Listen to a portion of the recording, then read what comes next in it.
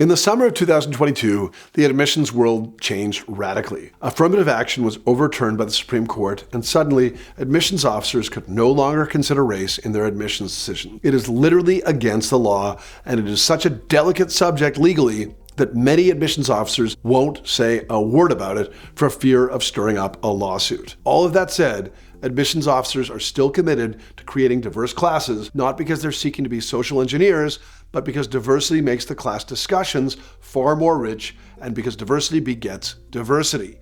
If you have a monolithic class, a class of like candidates, it becomes much harder to attract diverse applicants in the future. Admissions officers have found a few ways to give you the opportunity to emphasize your diversity in slightly indirect manners. The AdCom can no longer ask you to check a box and use the information that you are African American, Hispanic, or Native American as examples as a factor in their evaluation of your candidacy.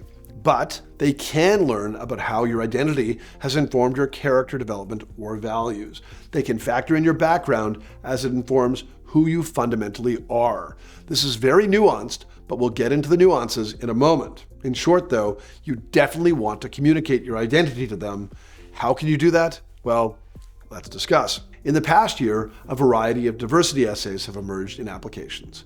Here are a few. For example, Yale asks, describe the community that's been most meaningful to you. What is the most valuable thing you've gained from being a part of this community? And what is the most important thing you've contributed to this community? Tuck, tell us who you are. How have your values and experiences shaped your identity and character? How will your background contribute to our diverse culture and community? And Haas, can you please describe any experience or exposure you have in the area of diversity, equity, inclusion, justice, and belonging, whether through community organizations, personal, or in the workplace? These essay questions are not asking you which minority group you belong to. Instead, you're being asked to discuss how your community or culture enables you to contribute to the MBA community. Even when these questions are optional, if you happen to be African American, Hispanic, or Native American, again, you should definitely answer.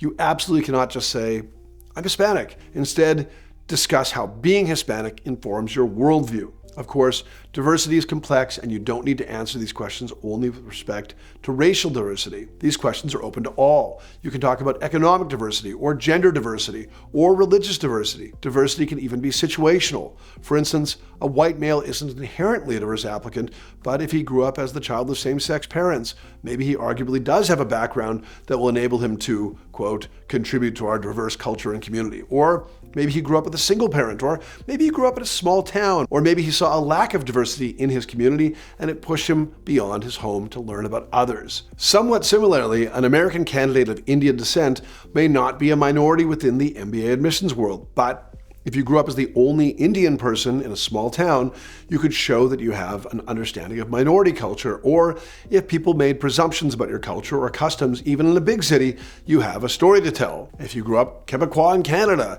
you could discuss what you learned as part of a minority in an English language speaking country. And conversely, if you grew up as an Anglophone in French speaking Quebec, you could discuss what it was like to be a minority in a province of your own country. Even if none of these is you, and even if you grew up amid privilege, you still have a story to tell. You still have a background and experiences that informed your development. When did you go way outside of your comfort zone and learn about others? Almost everyone has a story in this regard. The AdCom is giving everyone a chance to expand their conception of diversity. You can seize the moment.